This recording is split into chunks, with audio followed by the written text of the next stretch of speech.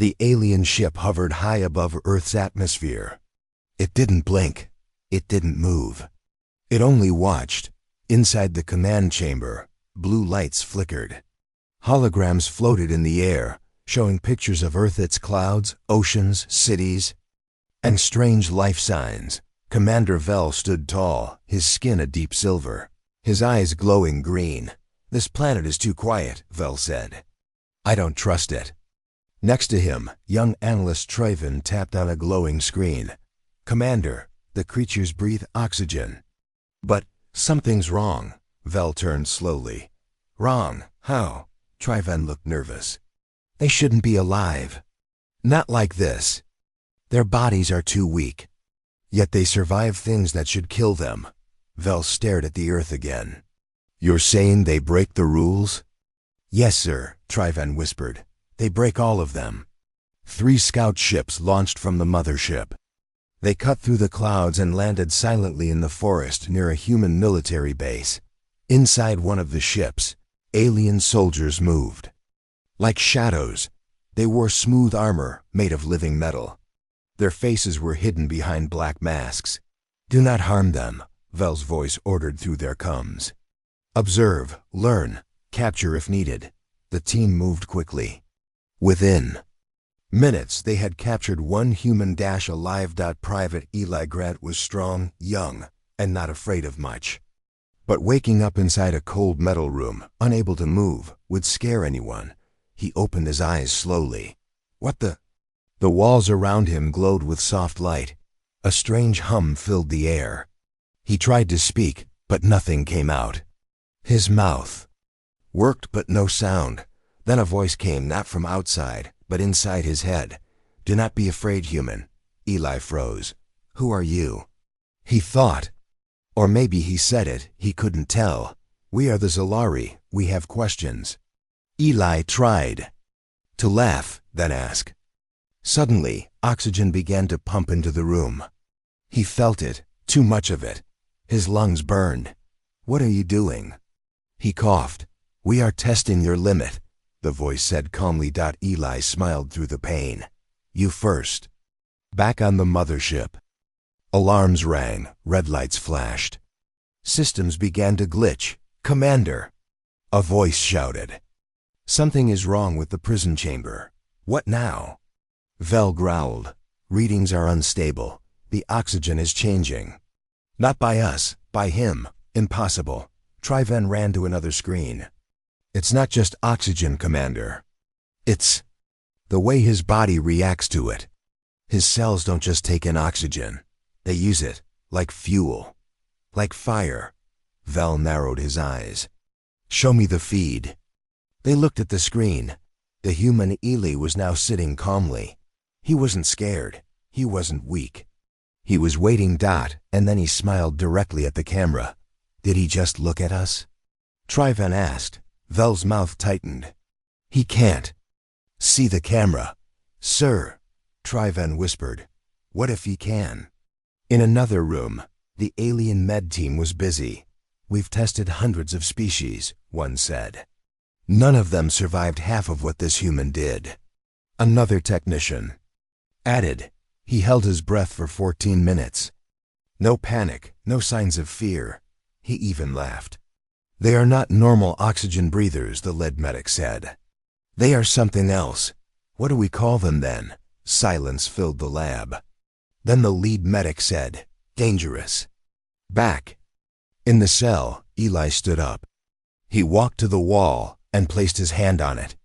"Still listening?" He asked out loud. No reply. "I know you're scared now. That's good. Means you're smart." On the bridge, Vel turned sharply. "That's it. Bring him here." 2 guards escorted Eli into the central chamber. He looked around at the glowing walls, the floating maps, and the tall silver aliens. "Nice place," he said. "Bit cold." "You speak our language?" Vel asked, surprised. "I learned it in your ship. Your tech leaks info like crazy." Trivan's mouth fell open. "That's not possible," Eli chuckled. "You really should fix your system's firewall."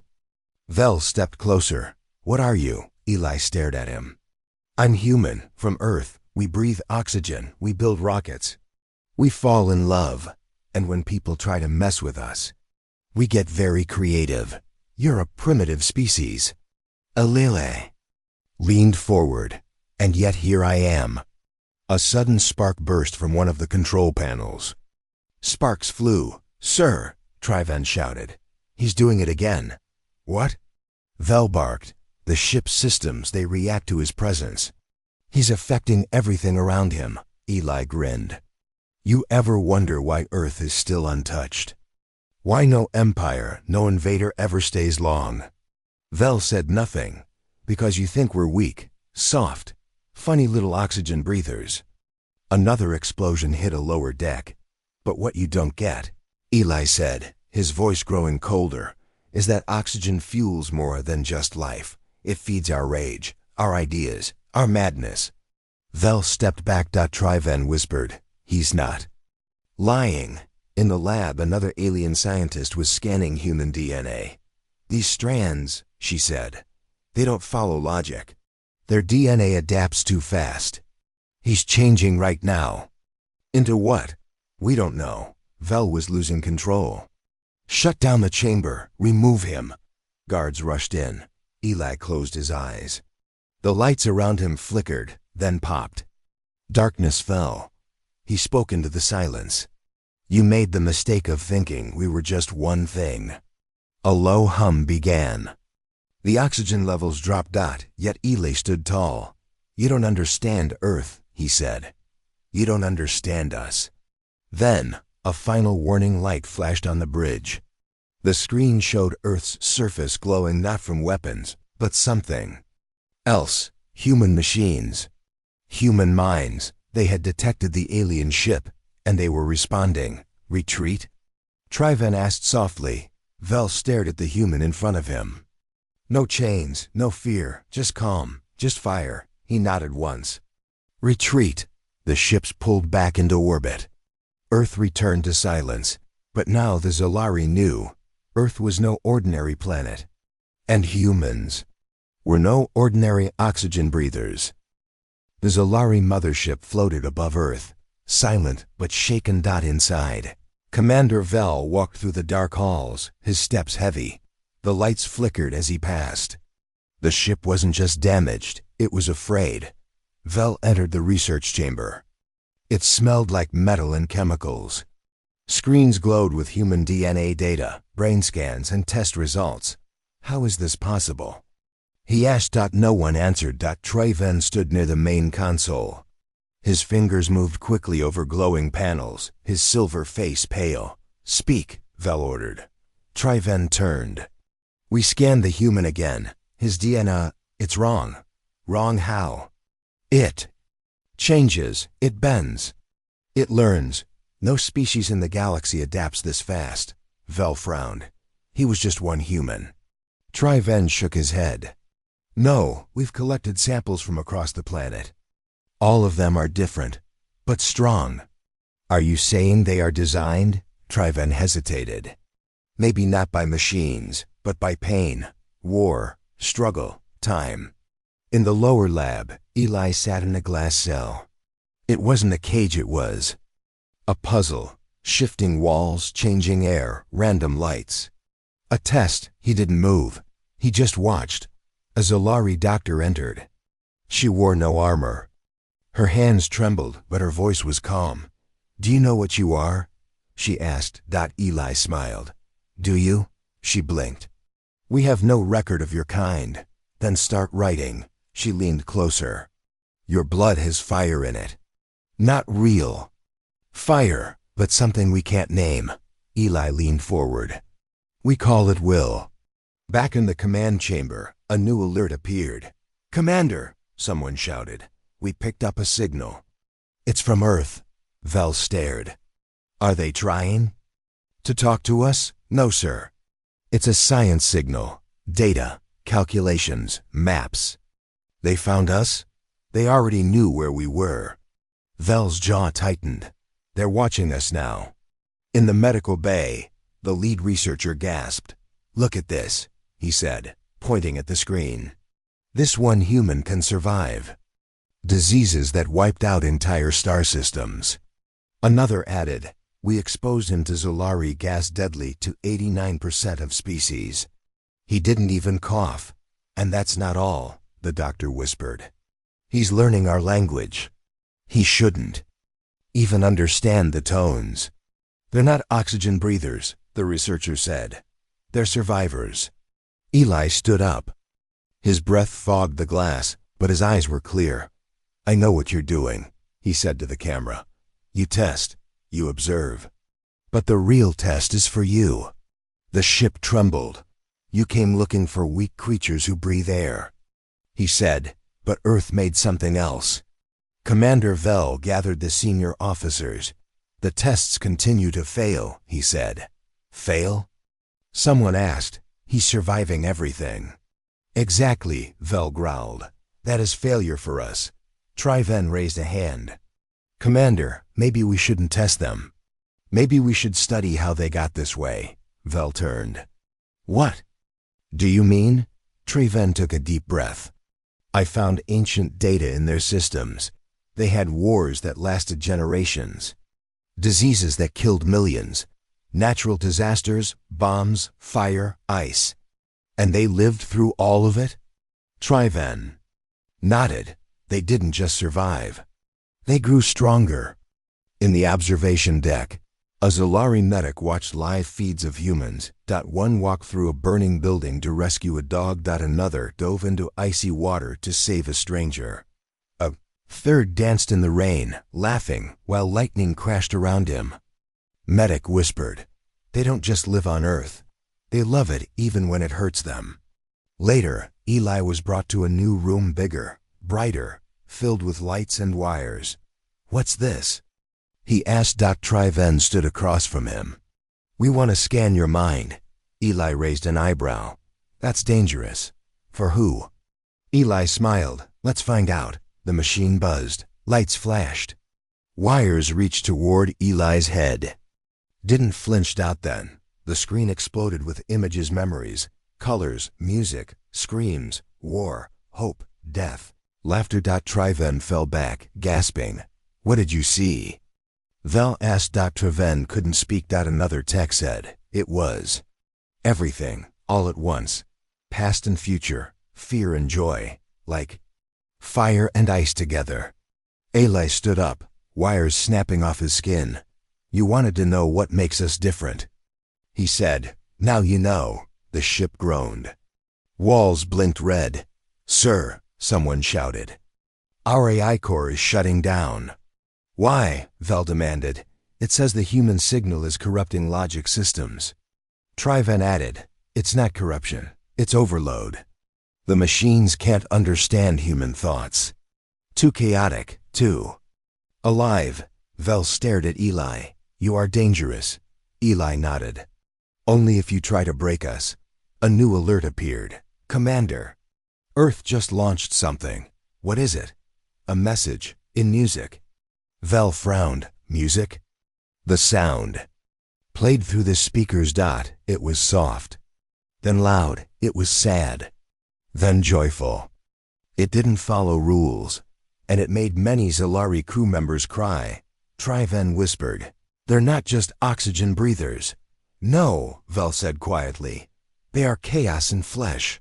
That night, the Zolari ship turned away from Earth, just a little. Not a full retreat, but enough to show caution. Eli was returned to his cell.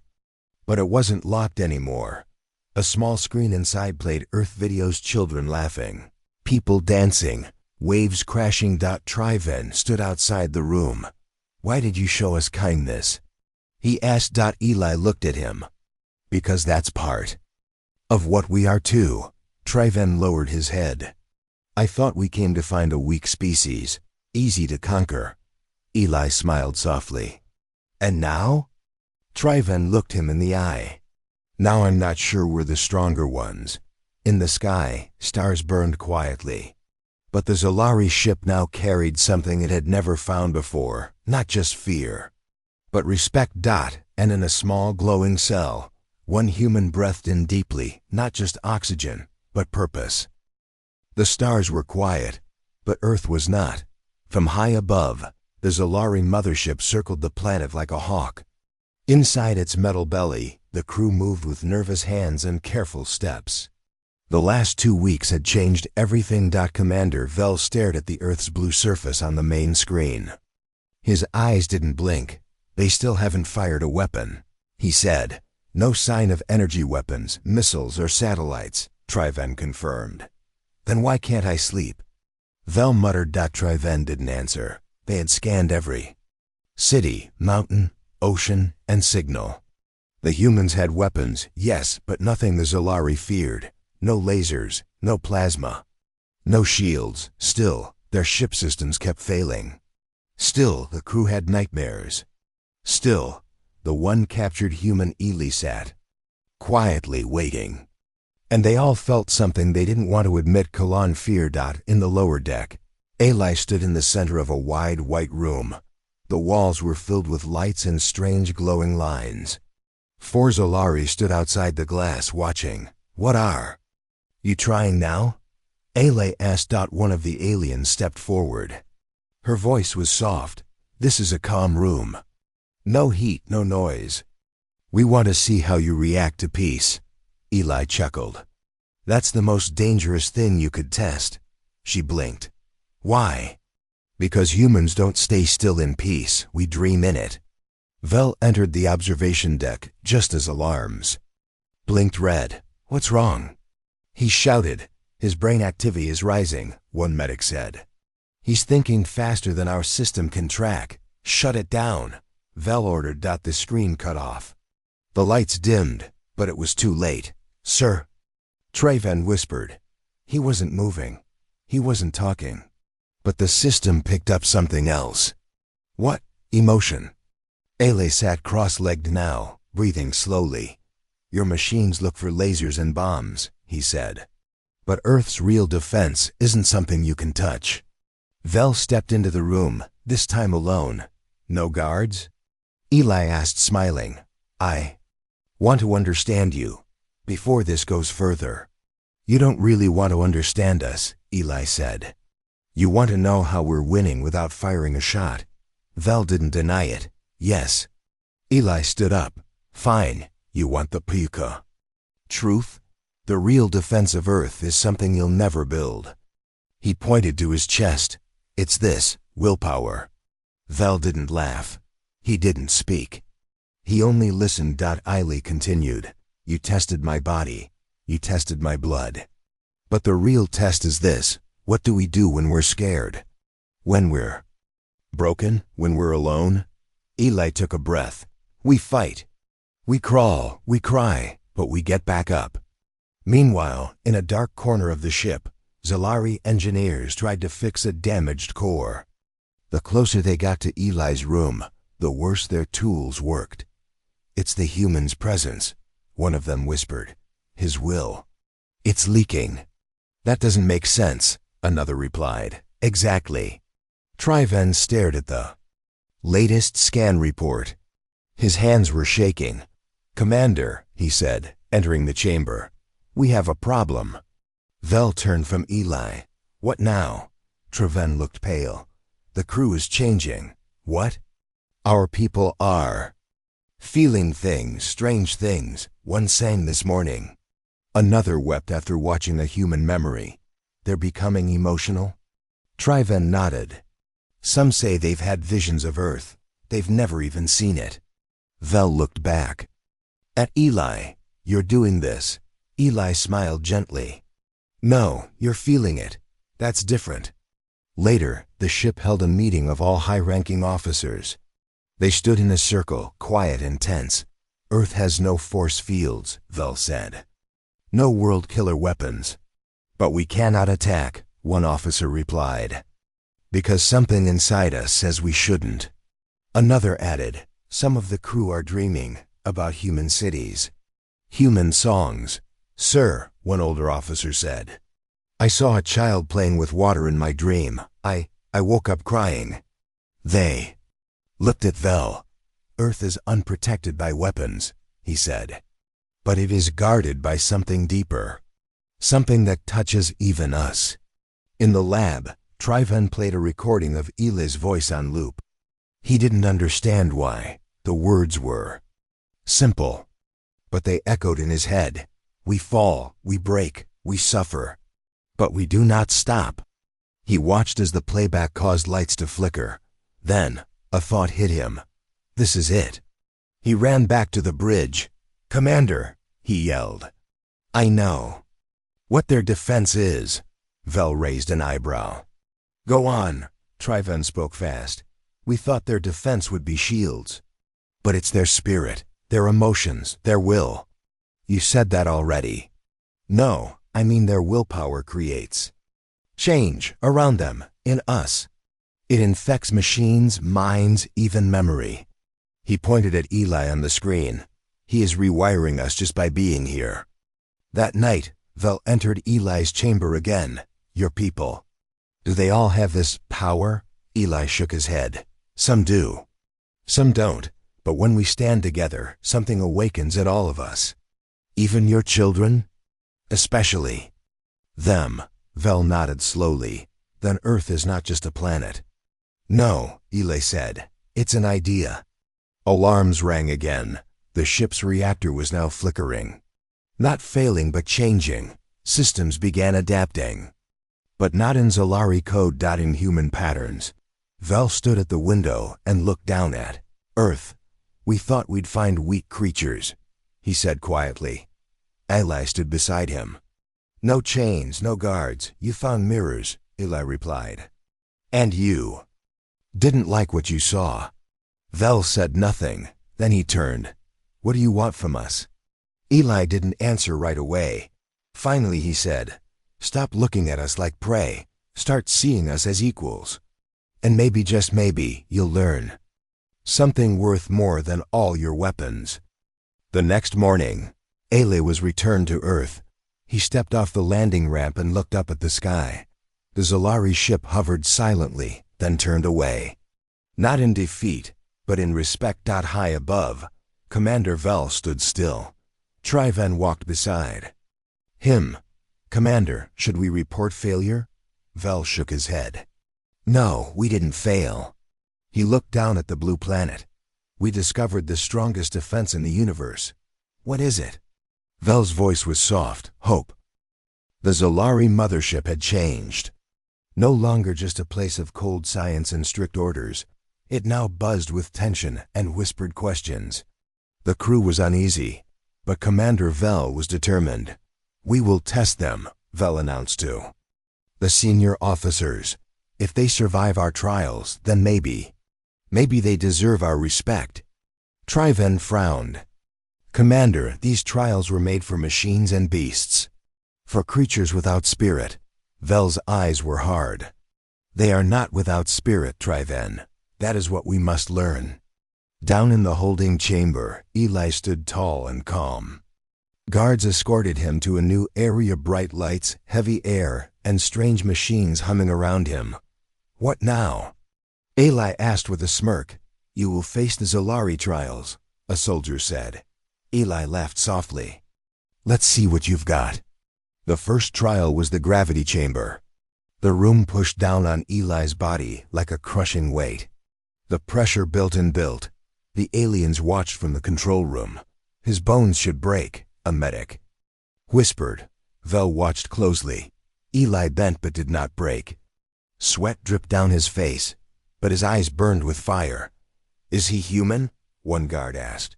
Vel shook his head. "He is more." Next came the toxin test. Eli was placed in a sealed chamber filled with greenish gas. The air burned his lungs. "You will not survive," the lead scientist said. But Eli breathed deep. Minutes passed. The gas thickened. Still, Eli stood. His lungs screamed, but his will screamed louder. Outside, the crew murmured, "This defies all logic. His body is rewiring itself. We must end this." Vel's voice cut through the room. "No, we learn." Then came the mental challenge. Eli was hooked to machines that projected nightmares into his mind. Scenes of destruction, loneliness, pain. He trembled, but did not break. "You cannot be defeated by fear," he said quietly. Suddenly, the machine sparked. His mind, it's affecting the devices. Triven shouted. Vel frowned. This is impossible. Eli opened his eyes. I'm not just surviving your tests, he said. I'm changing them. Vel's jaw tightened. The final trial was a surprise. Eli was taken to a room filled with mirrors. Look into the glass, Vel ordered. Face yourself. Eli studied his reflection. Suddenly the mirrors shifted. They showed not just him, but the Zolari. He saw their fears, their doubts, their anger. Eli smiled. You're scared of us, he said softly. Vel stepped forward. No. Then why do you change your machines? Why do your people dream of us? Why does your ship falter? Vel said nothing. Eli's voice grew stronger. Because we are not just oxygen breathers. We carry fire in our veins. Not fire that burns flesh, but fire that burns fear. The room shook. Vel realized the truth. The human strength was not in their bodies, but in their spirit. In the control room, Triven said, Commander, they survived and changed everything. Vel nodded. We may not understand them yet, but we must respect them. Eli was returned to his cell. He smiled to himself. The trials had not broken him. They had shown the aliens the true power of Earth. The Zolari mothership was silent, too silent.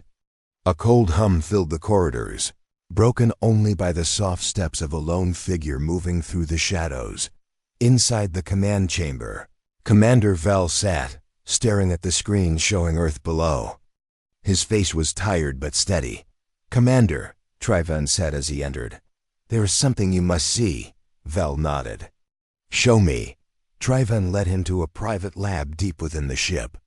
The room was filled with strange devices and glowing screens. One of the scientists was working urgently on a terminal. Commander, the scientist said without looking up, we have found an anomaly. Vel frowned. Anomaly? This is not from Earth, nor from our systems. It's a hidden program. Inside our ship. Vel's eyes narrowed. A virus? No, something different. Something alive. Meanwhile, Eli was resting in his cell when the door hissed open. A tall figure stepped in, not a guard, but an alien scientist named Zin. I am not here to harm you, Zin said softly. I want to help. Eli raised an eyebrow. Help? Why? Zin hesitated. Because I have seen what your presence does to the ship and to us. Then you fear what you don't understand. Zin nodded. Yes, but also, I respect it. Back in the lab, Vel watched the screens closely. The hidden program was spreading through the ship's systems like a slow poison. We must find its source. Vel ordered. Triven's voice was low. It may be inside us. Explain. Some crew members have been acting strangely. Secret meetings. Whispered talks. I believe someone is working against us.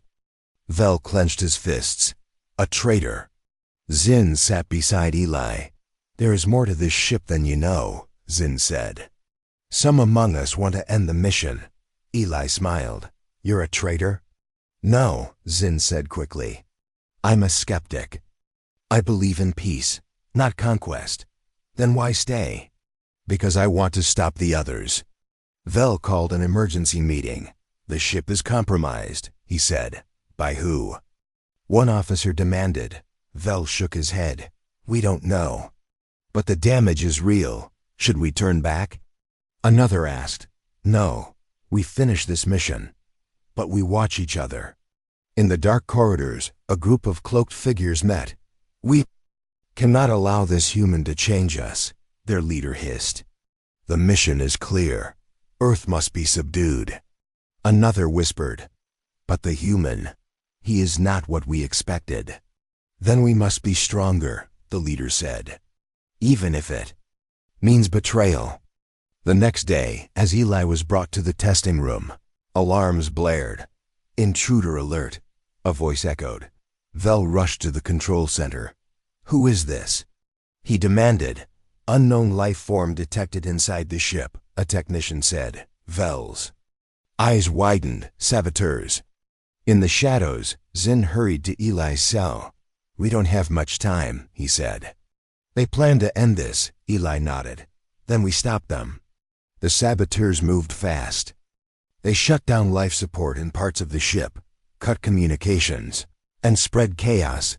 Vel ordered lockdowns, but the damage spread. In the chaos, Eli was freed by Zin. Run! Zin urged. Eli hesitated.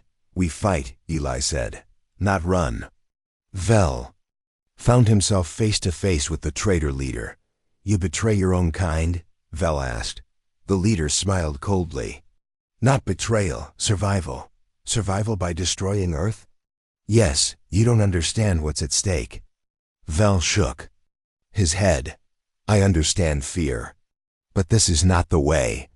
In the corridors, Eli and Zin fought their way to the control center. Eli hacked the systems with quick fingers. Almost there, he said. Suddenly, saboteurs blocked their path. A fierce fight broke out. Eli used no weapons, only his strength. And will. Meanwhile, Vel faced a choice.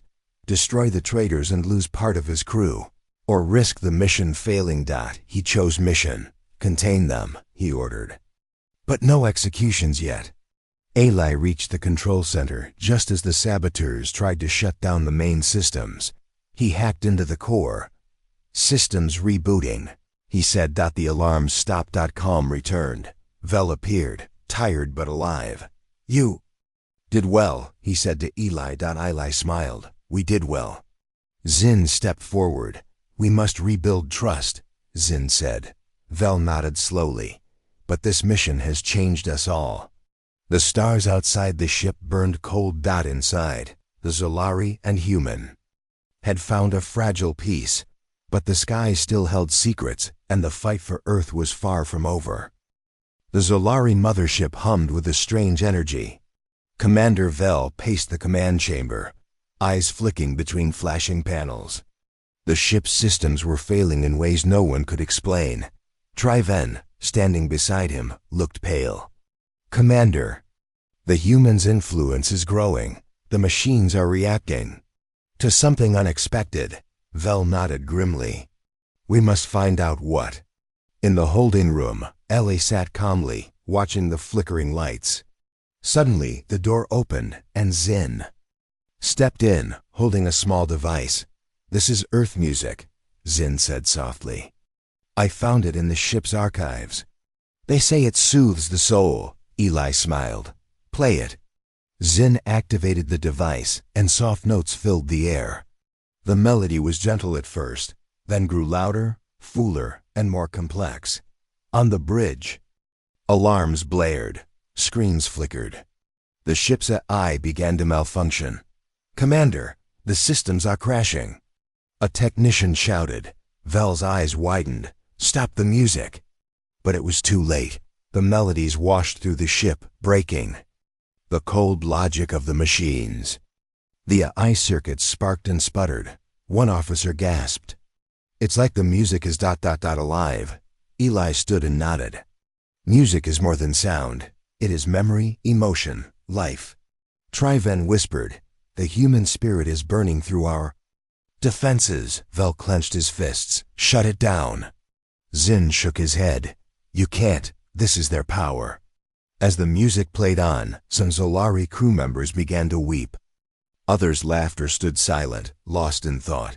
Vel approached Eli. What is this power? Eli's eyes shone. It is the fire inside us all. Suddenly, the ship trembled. Lights flashed red. Systems overloaded. We must retreat. Vel ordered. The music faded, but its echo remained. The Zolari had witnessed something new, a force not of weapons, but of heart. As the ship pulled away from Earth, Vel whispered, We are no longer just conquerors, we are witnesses.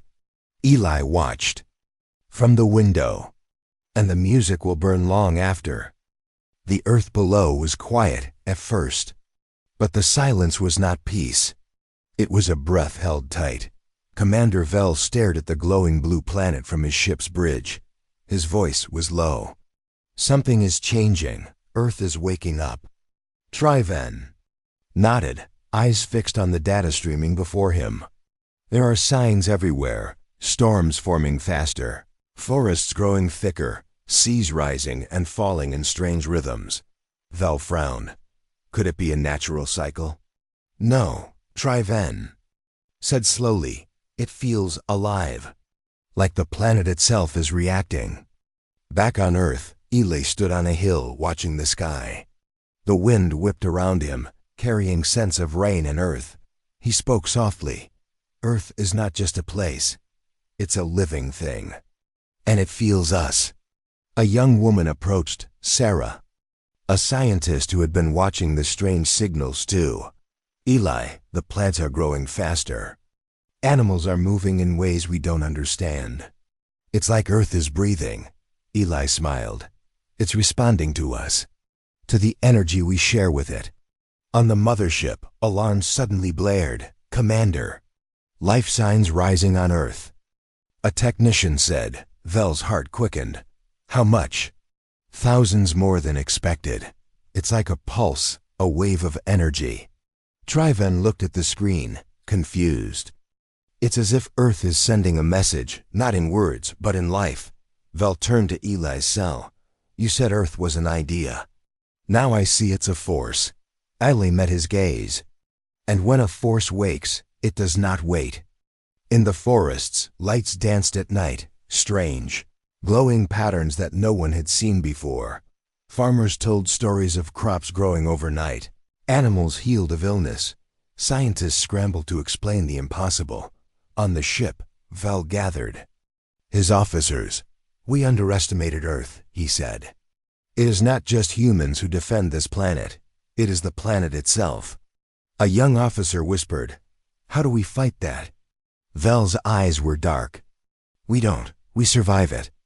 Ailey stood before a crowd on Earth, speaking calmly. Our strength is tied to this planet. When Earth breathes, we breathe. When it fights, we fight. Suddenly, the ground trembled. The crowd gasped. On the mothership. Vel gripped the console. The planet is alive, he said again. And it is angry. Suddenly, the ship shook violently. The lights flickered. Systems failed. Triven shouted. The planet is attacking us, but not with weapons. It's using its life force, Vel said. It's pushing back. Eli turned to the people. This is our home. We are part of it. The crowd cheered. Vel made a decision. We cannot win by force. We must find balance. He looked down at Earth, glowing with life and power. Maybe it's time we listened. The stars above watched silently as Earth breathed deeply. The planet was awake. And it was not alone. The mothership hovered quietly over Earth, the blue planet glowing softly beneath it. Commander Vel stood at the window, his hands clenched into fists. The tension in the ship was thicker than ever. Commander, Triven said quietly, our scans show the humans preparing something. Not weapons, something else. Vel frowned. What could possibly stop us now? Eli stood calmly in his cell, his eyes clear and steady. When Vel entered, he nodded. I know why you are here. Vel studied him. Why do humans fight so fiercely without advanced weapons? Eli smiled softly. Because we fight with more than metal and fire. What then? Vel asked. Hope, will, the breath between life and death. What makes us human? Vel walked through the ship's corridors, deep in thought. The crew whispered among themselves about Earth's strange power. Machines that should never fail were breaking down. Systems that should never lie were sending false signals. In the command room, a technician gasped. Commander, incoming signal from Earth. Vel turned. On the screen, a soft melody played, human voices singing a song of unity and peace. Triven shook his head. Their strength is in connection, not destruction. Vel's voice was low. Can we match that? Eli stood before a crowd on Earth. The final breath is not the last one we take. It's the first breath of hope we give. Suddenly, the sky lit up with glowing ribbons of light. The planet itself seemed to pulse with energy. Vel watched. In awe, the planet is alive, and it speaks through its people. Inside the ship, tensions rose. Some wanted to attack before it was too late. Others pleaded for peace. Vel raised his voice. What makes a human is not the fight, but the choice to hope. He turned to Eli. You have taught us much. What now? Eli smiled. Now we live together. The ship slowly pulled away from Earth. The stars watched silently as two very different kinds of breath filled the universe, one of machines, one of life. Vel whispered, maybe this is the true victory, not in war, but in understanding. Ele looked out the window, eyes shining. After all, what makes a human is the fire we carry inside, the will to keep breathing, even when all seems lost. The stars blinked, and the story ended not with a battle cry, but with a breath.